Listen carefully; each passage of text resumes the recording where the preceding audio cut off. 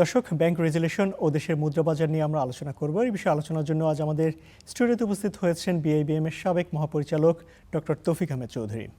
স্বাগত আপনাকে। আমরা দেখেছি যে ব্যাংক রেজুলেশন আইন আকারে পাশ হয়েছে সংসদে। এর ফলে একটি বিষয়ে কথা বলা হচ্ছে যে এর আগে যে একীভূত ৫ ব্যাংক গঠন করা হয়েছে, সেখানে যারা আগে বিতর্কিত মালিক ছিলেন তারা আবার পুনরায় মালিকানায় ফেরত আসার একটি সুযোগ তৈরি হয়েছে। আপনি কিভাবে দেখছেন বিষয়টা?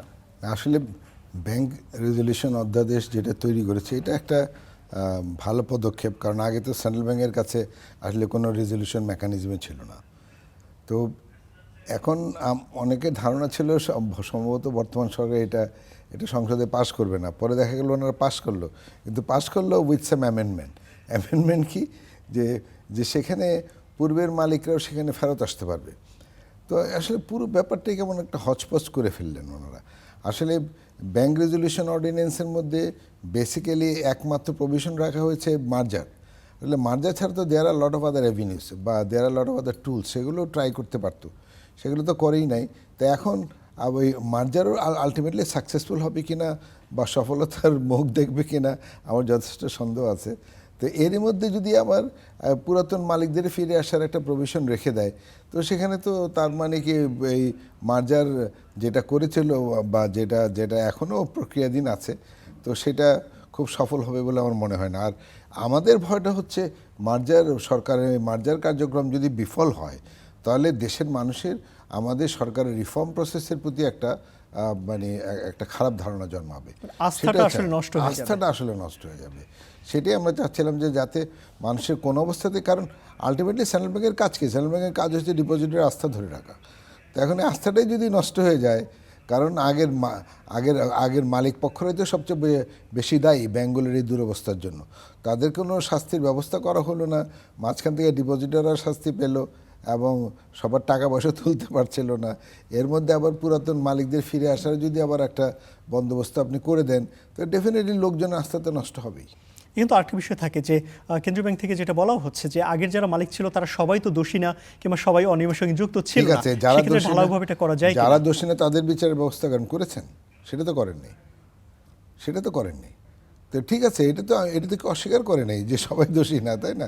তো যারা দোষী তাদেরকে বিচারের আওতা আনেন, তাদেরকে অ্যাকাউন্টেবল করেন বা তাদের শাস্তির ব্যবস্থা করেন, যাতে করে জনগণের মধ্যে একটা আস্থা ফিরে আসে। না, সেটা করতেছেন না। আপনি ঢালাওভাবে তাদেরকে আসার ব্যবস্থা করে দিচ্ছেন, তার আর্গুমেন্ট হিসেবে দেখাচ্ছেন সবাই তো দোষী না। আরে কারা দোষী সেটা আপনি আইডেন্টিফাই করবেন। তা আপনি আইডেন্টিফাই করছেন না, আপনি ঢালাওভাবে সবাইকে আপনি ঢোকার ব্যবস্থা করে দিচ্ছেন। মানে এর ফলে তো আসলে নতুন যে ব্যাংক গঠন করা হয়েছে, সেখানে পুরাতন গ্রাহক এবং নতুন যারা গ্রাহক হবেন তাদের মধ্যে তো ব্যাপক একটা আস্থা সংকট তৈরি হবে।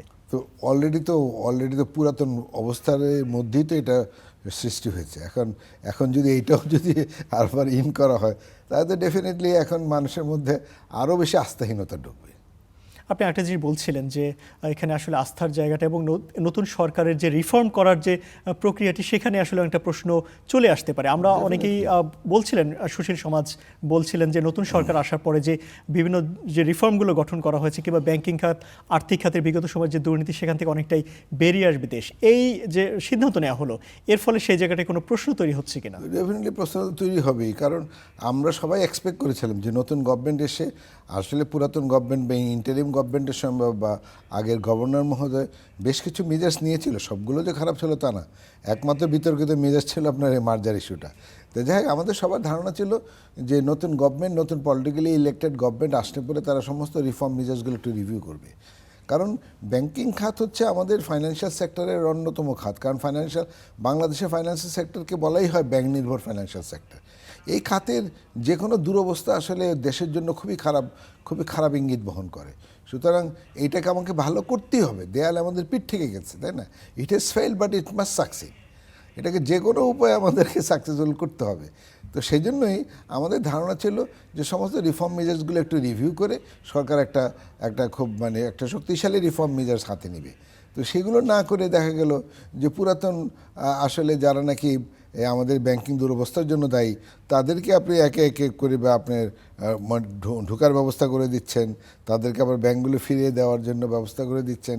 এগুলো তো আসলে জনগণের মধ্যে ডেফিনেটলি আস্থা ক্রিয়েট করবে না। কেন্দ্রীয় ব্যাংকের দায়িত্ব তো আসলে সব ব্যাংকের অভিভাবক হিসেবে তারা কাজ করে থাকে।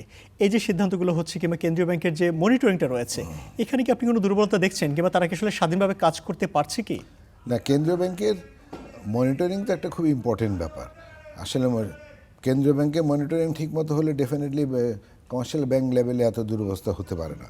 তা আসলে সেই জন্যই সবচেয়ে বড় প্রয়োজন হচ্ছে কেন্দ্রীয় ব্যাংকের স্বাধীনতা, এবং যেটার জন্য আমরা সবসময় কথাবার্তা বলে আসছি যে কেন্দ্রীয় ব্যাংকের স্বাধীনতা যদি এনশিওর করতে পারেন তাহলে ডেফিনেটলি ব্যাংকিং ব্যবস্থারও রোবাস্টনেস আপনি এনশিওর করতে পারেন। তো সুতরাং দুইটাই একটা অপরের সাথে জড়িত। সুতরাং আপনি যদি স্বাধীনতা এনশিওর করতে না পারেন তাহলে আসলে ব্যাংকিং ব্যবস্থার দুরবস্থা থেকে উন্নতি লাভ করবে না। সো কেন্দ্রীয় ব্যাংকের স্বাধীনতা ইজ ভেরি ইম্পর্টেন্ট, এবং তার জন্য যা যা ব্যবস্থা নেওয়ার প্রয়োজন। আমাদের তো ধারণা ছিল, কারণ ইন্টারিম গভর্নমেন্টের সময় ব্যাংক কোম্পানি এক পরিবর্তন হওয়ার কথাবার্তা হয়েছিল, যে আসলে সেখানে গভর্নর মহোদয়কে অনেক কী বলে ক্ষমতা দেওয়া হচ্ছিল, গভর্নরের মানে পজিশনটা কনস্টিটিউশনাল করার কথাবার্তা হচ্ছিল। তারপরে আপনার ওই যে বোর্ডে যারা কেন্দ্রীয় ব্যাংকের বোর্ডে যারা থাকবে তাদের মধ্যে থেকে গভর্নমেন্টের লোকজন থাকতে পারবে না, এরকম কথাবার্তা হয়েছিল। কিন্তু এগুলো তো এখন দেখি সব বন্ধ। তাও যা একটা রিফর্ম বা একটু ভালো রিফর্ম হয়েছিল আপনার এই রেজলিউশন, ব্যাংক রেজলিউশন, এটা যদিও আমাদের দৃষ্টিতে খুব পারফেক্ট না, তারপরও এটাও দেখলাম আবার শিথিল করে দেওয়া হলো। কিন্তু রিফর্মের কথা তো আমরা বলছি, রিফর্মের একটা নমুনা আমরা দেখেছি, কিন্তু যারা আর্থিক খাতের সঙ্গে দুর্নীতিতে জড়িত ছিল বিগত সময় তাদের শাস্তির ব্যবস্থা তো আসলে করা হচ্ছে না। সেই জায়গাটা আপনার মতামত? আমাদের কথাটা তো সেটাই, জনগণের আস্থা বা ব্যাংকিং সেক্টরের প্রতি আস্থা ফিরিয়ে আনতে গেলে যারা নাকি ব্যাংকিং সেক্টরের দুরবস্থার জন্য রেসপন্সিবল তাদেরকে আপনার শাস্তির আওতায় আনতে হবে। তাদেরকে যদি শাস্তির আওতায় না আনেন তাহলে ডেফিনেটলি এই বিচারহীনতার সংস্কৃতি চলতেই থাকবে। মানুষ ভাববে যে গভর্নমেন্ট আসলে লোক দেখানো এগুলো করছে, আসলে আলটিমেটলি গভর্নমেন্ট কিছু করতে চাচ্ছে না বা করবে না। তো সুতরাং মানুষ আস্থা তো ফেরত আসবে না। তো সুতরাং যারা এই দুরবস্থার জন্য দায়ী, এই ঋণ খেলাপি বলেন আপনার বা এই যে যারা নাকি ব্যাংকগুলোর মালিক, যারা মানে অনিয়ম দুর্নীতির সঙ্গে জড়িত, অনেক দুর্নীতির সঙ্গে জড়িত, তাদের বিরুদ্ধে আপনি যদি কঠোর ব্যবস্থা না নিতে পারেন তাহলে ডেফিনেটলি জনগণের আস্থা ফিরে আসবে না। দেশের মুদ্রাবাজার নিয়ে একটু আপনার মতামত জানতে চাই, যে সম্প্রতি দেশের মুদ্রাবাজার আবার ঊর্ধ্বমুখী হচ্ছে, ডলারের মূল্য বেড়ে যাচ্ছে।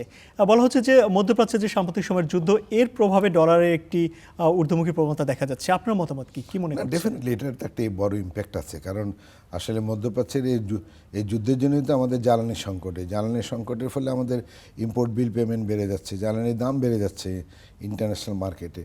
তো সুতরাং শুধুমাত্র তাই না, এর ফলে আমাদের আলটিমেটলি ভবিষ্যতে আমাদের রেমিটেন্সও স্টেবল হবে না, কারণ আমাদের রেমিটেন্সও কমে যাবে। কারণ যে সমস্ত যুদ্ধবিগ্রহ দেশগুলো যারা নাকি যুদ্ধে ক্ষতিগ্রস্ত তাদের তো আসলে কার্যক্রম কমে যাবে, ওদের কার্যক্রম কমে গেলে ডিমান্ড ফর লেবার কমে যাবে, ডিমান্ড ফর লেবার কমে গেলে আমাদের লোকজন সেখানে চাকরি পাবে না বা তারা ভালো বেতনও পাবে না, যা থেকে আপনার রেমিটেন্স আসতে পারে। সুতরাং এই জ্বালানির দাম বাড়া, আমাদের রেমিটেন্স কমে যাওয়া, তারপরে আমাদের ট্রান্সপোর্টেশন কস্ট, এটা একটা বড় ফ্যাক্টর, তাই না? এই সব কিছুই কিন্তু আলটিমেটলি আপনার আমাদের এই ফরেন এক্সচেঞ্জ মার্কেটে ইম্প্যাক্ট রাখে। বর্তমানে যে রিজার্ভ আমরা BPM-6 অনুযায়ী 30 বিলিয়ন ডলার আমরা ধরে নিচ্ছি, এই যে অস্থির হয়ে উঠছে, এখানে কি আসলে রিজার্ভের উপরে কোনো নেতিবাচক প্রভাব পড়ার আশঙ্কা আছে? আলটিমেটলি আপনার পেমেন্ট দিতে গেলে তো রিজার্ভ থেকে আপনি ফান্ড নেবেন করতে গেলে রিজার্ভ থেকে তো নিতে হবে। তো ডেফিনেটলি আমাদের রিজার্ভের উপর হাত পড়বে, কিন্তু রিজার্ভ একটু কমে গেল আমাদের তেমন কোনো সমস্যা না। সমস্যা হচ্ছে যে আসলে এই যে যদি ডিমান্ড ফর ডলার বেড়ে যায়, সাপ্লাই অফ ডলার কমে যায়, তখন ডেফিনেটলি ডলারের দাম তো বাড়বেই। ডেফিনেটলি ডলার উইল অ্যাপ্রিশিয়েট, টাকা উইল অ্যাপ্রিশিয়েট, তাই না? একই সঙ্গে আমরা দেখেছি জ্বালানি তেলের দাম যেভাবে বিশ্ববাজারে বাড়ছে এবং বাংলাদেশেও তো আসলে সেই দামই কিনতে হচ্ছে। আগামীতে হয়তো এর প্রভাবটা যদি আরও থেকে যায়, তার প্রভাব তো আসলে রিজার্ভে পড়ার আশঙ্কা আছে। অফকোর্স, ডেফিনেটলি, কারণ আপনি যে ইমিডিয়েট পেমেন্টগুলো কোথেকে করবেন? গভর্নমেন্ট থেকে তো ফান্ড নেবেন, তাই না? তো সেগুলো সেন্ট্রাল ব্যাংক থেকে যদি ফান্ড রিলিজ করা হয় তাহলে আপনার রিজার্ভ কমে যাবে, এটা অবভিয়াসলি সেটা একটা প্রভাব পড়বে। একই সঙ্গে আমরা দেখেছি যে আগামী বাজেট চলে আসছে, বাজেট নিয়ে অনেকেই বিভিন্ন ধরনের কথা বলছে, সরকার একটি বড় বাজেট ঘাটতি পড়তে পারে এমন আশঙ্কাও কিন্তু করা হচ্ছে।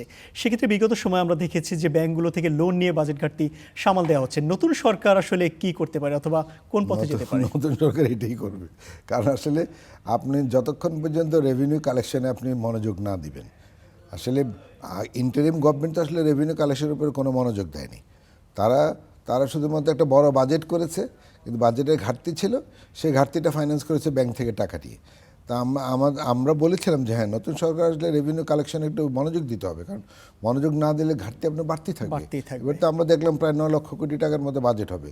এখন আপনি যদি রেভিনিউ কালেকশন না করেন তাহলে ডেফিনেটলি আপনার ঘাটতি বাড়বে, এবং ঘাটতি বাড়ার জন্য আমরা তো আসলে সাধারণ মানুষের কাছ থেকে বড় করি না, আমরা হ্যাঁ বড় করি, কিন্তু আমরা সিংহভাগ বড় করি ব্যাংকিং সিস্টেম থেকে। স্যার, আমরা এই বিষয় নিয়ে আরও আলোচনা করব। এই মুহূর্তে আমরা একটু সচিবালয়ে যেতে চাই, সেখানে এই মুহূর্তে কথা বলছেন স্বরাষ্ট্রমন্ত্রী। আমরা সরাসরি চলে যাচ্ছি সেখানে। সুপ্রিম কোর্ট সচিবালয় এবং সুপ্রিম কোর্টের বিচারক নিয়োগ আইন, এগুলো স্টেক হোল্ডারদের সাথে আমরা ব্যাপক আলাপ আলোচনা করব, করে এটাকে আরও এনরিচ করে আমরা পরবর্তী সেশনে নিয়ে আসতে চাই, এবং সবাইকে ইনক্লুড করে স্টেক হোল্ডারদের সাথে আলাপ আলোচনা করে তারপরে এই আইনগুলো যদি আরও সমৃদ্ধ করা হয়, সেটা তো জাতির জন্যই ভালো হবে। আর এমন না যে ওখানে এমন এই অধ্যাদেশগুলো অ্যাজ ইট ইজ পাশ করে দিলে যে এখনই এগুলো শুদ্ধ আইন হচ্ছে, তা নয়। কারণ আমরা যদি এররগুলো রেখে এই আইনগুলো রেখে দিই, তাহলে গুম কমিশনের যে এখতিয়ারটা দেওয়া হয়েছে, তাতে করে যারা গুমের শিকার তারাই অবিচারের শিকার হবেন। আমি নিজে গুমের শিকার। আমরা চাচ্ছি এই গুম কমিশনটা এমনভাবে আমরা করি যাতে তার ফাংশনটাও ঠিক থাকবে, এবং গুমের শিকার যারা হবেন তারাও যেন এমন একটা আদালতে ন্যায় বিচার পায় যেটার এখতিয়ার বর্তমান আইসিটি কোর্ট কিন্তু হাইকোর্ট ডিভিশনের এখতিয়ার সম্পন্ন একটা আদালত। এখন তারাও ওই আইনে যেটা সাজেস্ট করছে সেটা জয়েন্ট জাজ, অ্যাডিশনাল ডিস্ট্রিক্ট জাজ। আর তারও একটা বিষয় আছে, তদন্তের বিষয় আছে, মানবাধিকার কমিশন তদন্ত করবে। এখন আইসিটি কোর্টের যে প্রসিকিউশন টিম এবং তদন্ত সংস্থা, এইটার মানটা অনেক উঁচু এবং তার লজিস্টিক সাপোর্ট সবসময় অনেক বেশি। যদি আমরা মানবাধিকার কমিশনের কাছে একটা তদন্তের জন্য দিই বা গুম কমিশনের কাছে একটা তদন্ত দিই, তো এইটা কিন্তু মাল্টিপ্লিসিটি অফ ইনভেস্টিগেশন এজেন্সিস হবে, বিভিন্ন রকমের রিপোর্ট আসবে, আসামিরা এখানে আসামের বেনিফিট হবে, সময় ক্ষেপণ হবে। এগুলো আমরা মাথায় রেখেই আমরা এই আইনগুলো করছি। কিন্তু ইন্টারিম গভর্নমেন্টের সময় আমি তাদেরকে দোষ দেব না। কেউ কেউ নিজেদের প্রোভাইড করার জন্য তাড়াহুড়ো করে এই মানবাধিকার কমিশন এবং গুম অধ্যাদেশ এগুলো করে ফেলেছে। আমরা দোষ দিতে চাই না। 10 বছর একটা গভর্নমেন্টের বয়স, হয়তো তাড়াহুড়োর মধ্যে এগুলো ওনারা করতে চেয়েছেন, সেই জন্য কিছু কিছু ভুলভ্রান্তি থাকতেই পারে। তা এখন তো একটা রেগুলার গভর্নমেন্ট, পলিটিক্যাল গভর্নমেন্ট, এখন অনেক সময় আছে আমরা আলাপ আলোচনা করে এই গুম অধ্যাদেশগুলো, মানে গুম কমিশনগুলো, মানবাধিকার কমিশন এবং আইসিটি অ্যাক্ট, এগুলো সিমিলারিটিস রেখে আমরা যাতে গুমের শিকার যদি কেউ হন বা অতীতে যারা হয়েছে তাদের জন্য যদি ন্যায় বিচার এবং সর্বোচ্চ ন্যায় বিচার নিশ্চিত করতে পারি, তাহলে সেটাই কি ভালো না? এবং সেই জন্য আমাদের একটু সময় দরকার। এখন এই বিষয়গুলো মাথায় রেখে আমরা কথা বলেছি, কিন্তু বিরোধী দলের সদস্যরা এই জিনিসগুলোকে রাজনীতিকীকরণ করেছেন। আমরা যেটা করতে চাই না।